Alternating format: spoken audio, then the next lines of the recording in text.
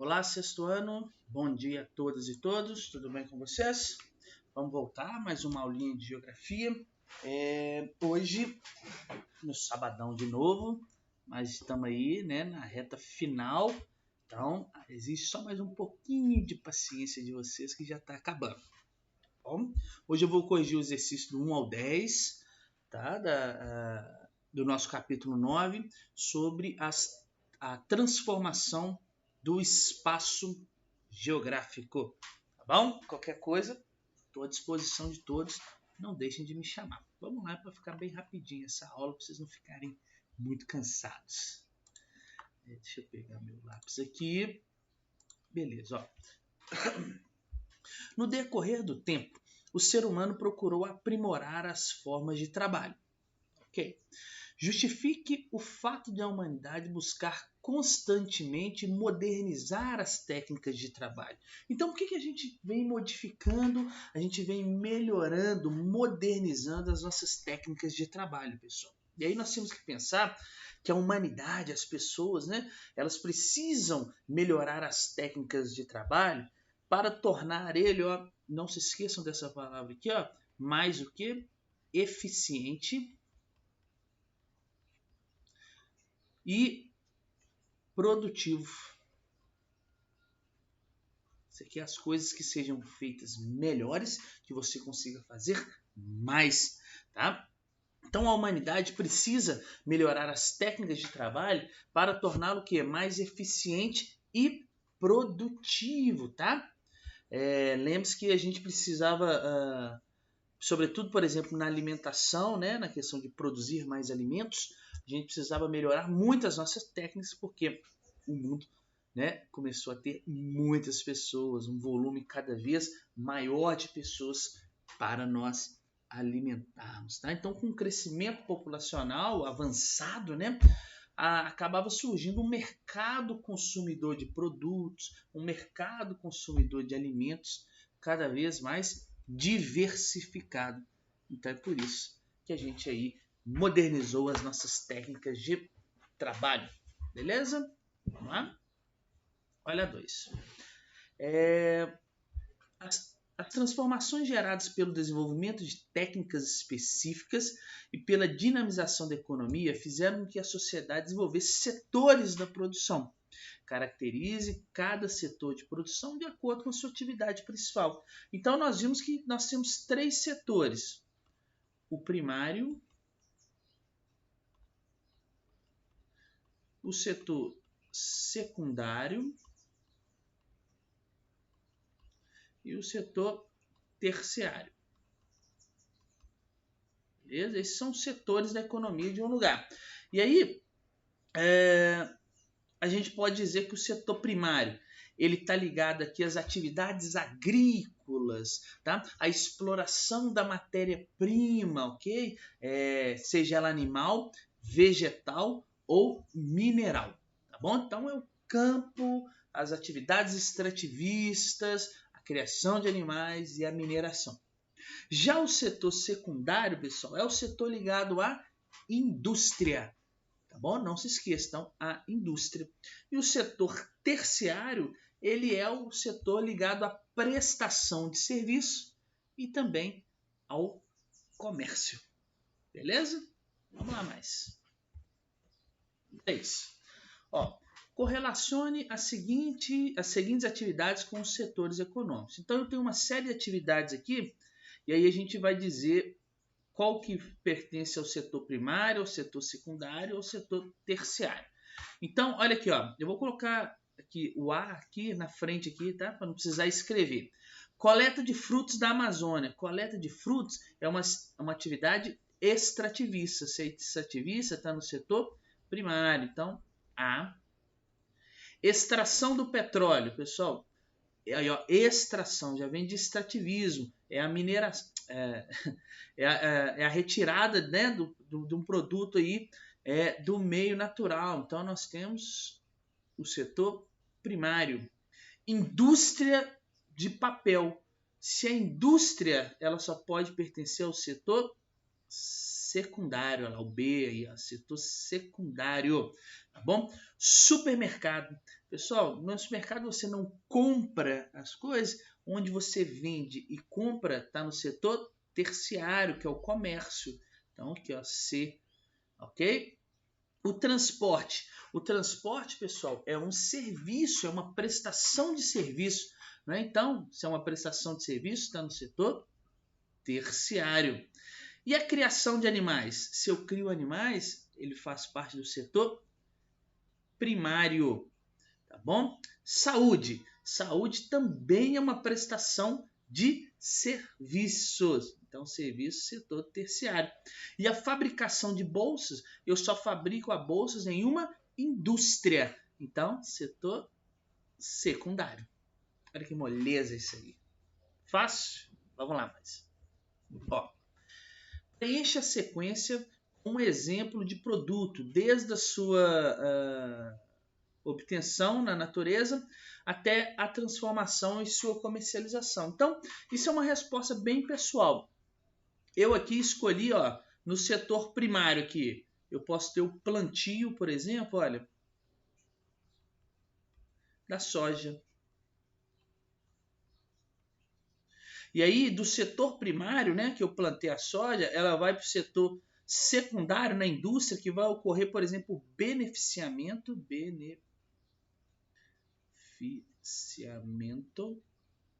vai passar, beneficiamento da soja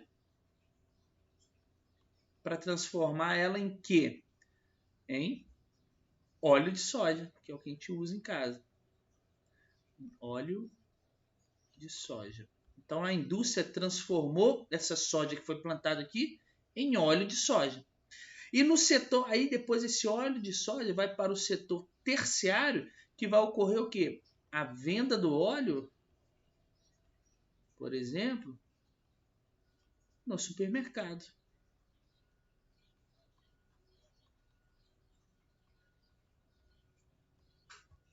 Beleza. Vamos lá mais uma. Olha assim. Compare a agricultura de subsistência com a agricultura de jardinagem, descrevendo as técnicas agrícolas e a mão de obra. Vamos lá, pessoal. A agricultura de subsistência e a agricultura de jardinagem, né, são próximas, elas são muito parecidas quando a gente fala no volume da mão de obra. Tá? Então, elas são muito parecidas quando a gente fala na questão do volume, da quantidade de mão de obra nela. Tá? Elas geralmente utilizam aí pequenas e médias propriedades para elas ocorrerem, essas duas formas de agricultura, tá bom? E as duas utilizam técnicas, vamos dizer assim, milenares, né? Técnicas muito antigas aí para a produção, para o plantio, para o preparo ali, tá ok? Então, nós estamos comparando aí. Vamos lá, deixa eu ver aqui, o que eu posso falar mais delas aqui.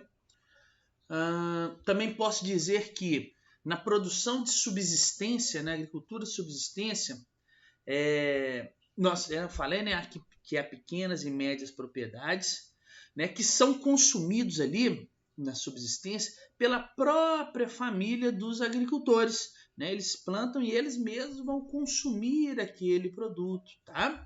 E aí vai utilizar técnicas o quê?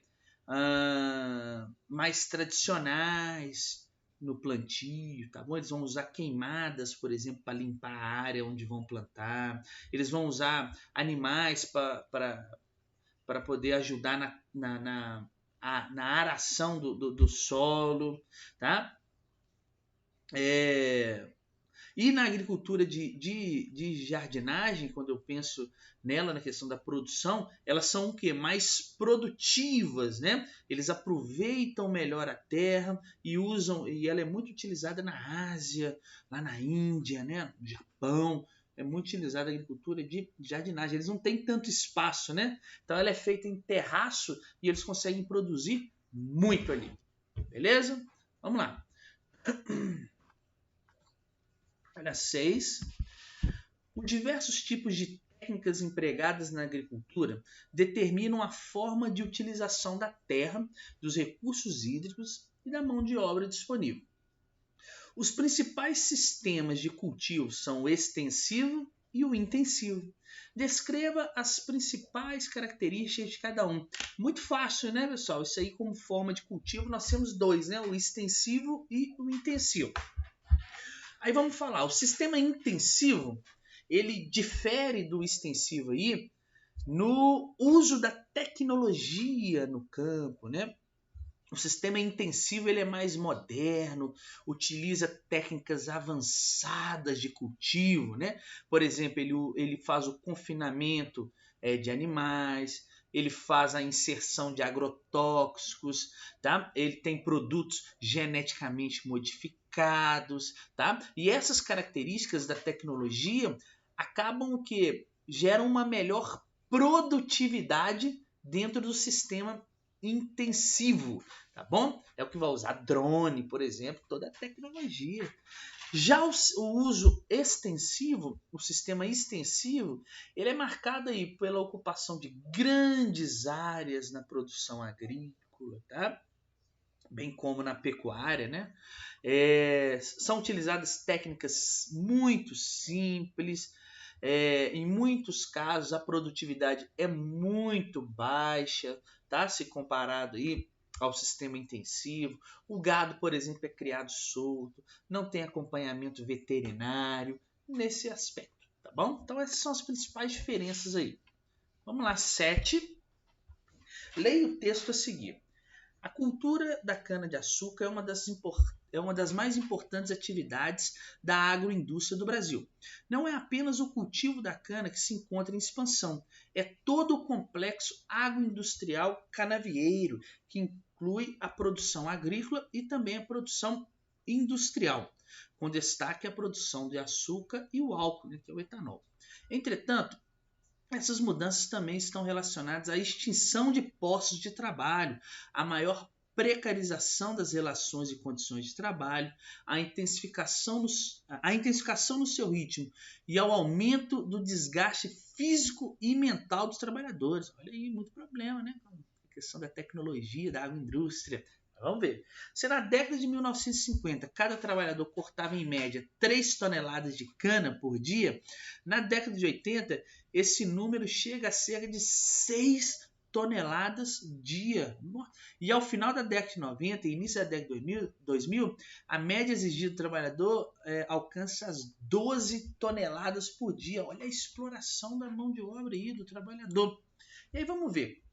Identifique o tipo de produção agrícola canavieira e descreva as condições do trabalho nesse local. Então, pessoal, o tipo, né, em regiões produtoras de cana-de-açúcar, né, os cultivos nós chamamos eles de plantations, lembra?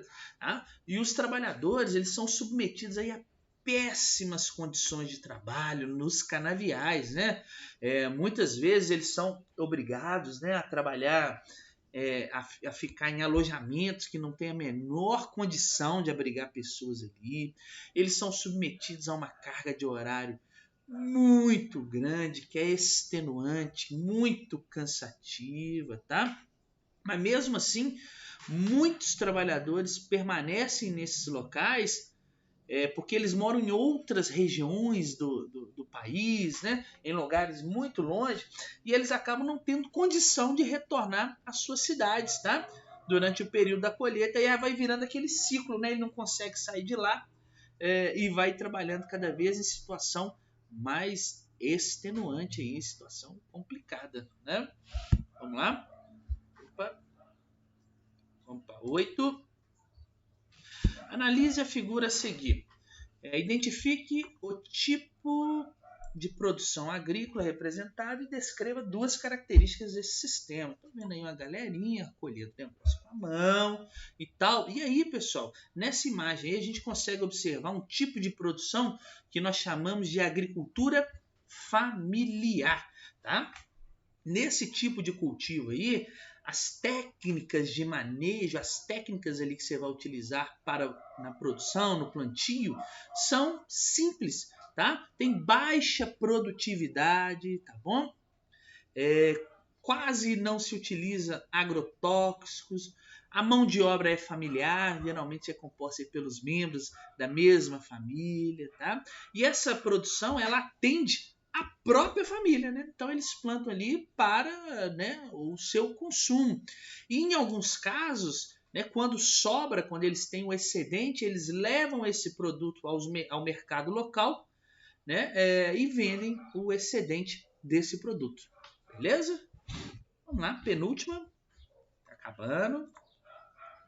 Ó, uma das hortaliças mais cultivadas nos cinturões verdes dos grandes centros urbanos é o alface.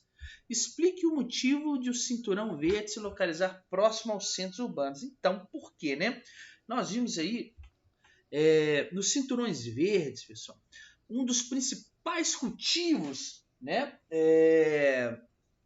são os de hortaliças, né? São as hortas, né? E como elas são muito perecíveis, né, elas estragam muito rápido, elas não suportam fazer viagens longas, né, em grandes variações de temperatura, por exemplo. Então, o tempo entre a colheita e o consumo é de pouquíssimas horas, senão ela estraga, né? Pega um alface, tira do pé, você vai ver, 2 dias talvez, no máximo, eu acho que ele estraga. Ou não, 2 dias nada, em pouquíssimas horas, acho que em um dia o alface estraga se você colher ele do pé e não comer ali, tá? Com a divulgação, né, vamos dizer assim, pela televisão, pelos jornais, dos benefícios de se consumir frutas, verduras e legumes, né? A área de plantação desses cinturões próximo à cidade, ele acaba crescendo muito, né? Porque todo momento a gente sabe que é muito benéfico esse tipo de produto, tá bom? Então é por isso que nós temos um crescimento muito grande desse cinturão verde próximo às cidades. E vamos na última, ó. As inovações tecnológicas para aumentar a qualidade e a produtividade das lavouras alcançaram até o código genético dos cultivos, né? Os transgênicos, produtos geneticamente modificados. Né? Nesse sentido, os transgênicos representam uma das maiores conquistas dessas inovações. Aponte 3 vantagens e 3 desvantagens da produção de transgênicos. Vamos lá. Entre as vantagens, a gente pode dizer que há um enriquecimento nutricional dos cultivos, né? Eles vão vir com mais nutrientes, já que você está modificando geneticamente, você põe muito mais nutrientes nele.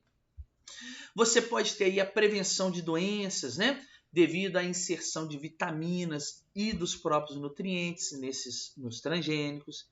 Esses produtos têm uma resistência muito grande a pragas e insetos, né? Já que eles são modificados geneticamente. São 3 vantagens aí, por exemplo. Agora, 3 desvantagens, eu posso dizer que existe uma quebra de fronteiras genéticas naturais, né? Com consequências que são desconhecidas, né? As pessoas estão mexendo com o DNA. Isso a gente não sabe todos os efeitos disso a longo prazo na nossa vida. Então isso é uma desvantagem, né? Eu posso citar também que há uma incidência, há um aumento, né, na incidência de ataques alérgicos, né, em pessoas que possuem restrições alimentares, né, porque eles estão geneticamente modificados. Isso acaba criando aí um maior número de alergia em pessoas, tá? Eu posso ter também como desvantagem uma maior possibilidade, né, de proliferação de pragas monocultoras, tá? Devido à utilização de transgênicos ser prioritárias nessas plantações. Eles são mais resistentes a pragas, né? Mas eu posso ter ali uma determinada praga, né, principalmente em locais monocultores, ou seja, com um tipo de plantio só, que é muito resistente a esse produto que foi modificado geneticamente, e ela acaba devastando ainda assim toda a plantação, e isso é uma desvantagem muito grande. Tá bom? Então é isso. Tchau para vocês. Um excelente sábado. Valeu. Até segunda-feira.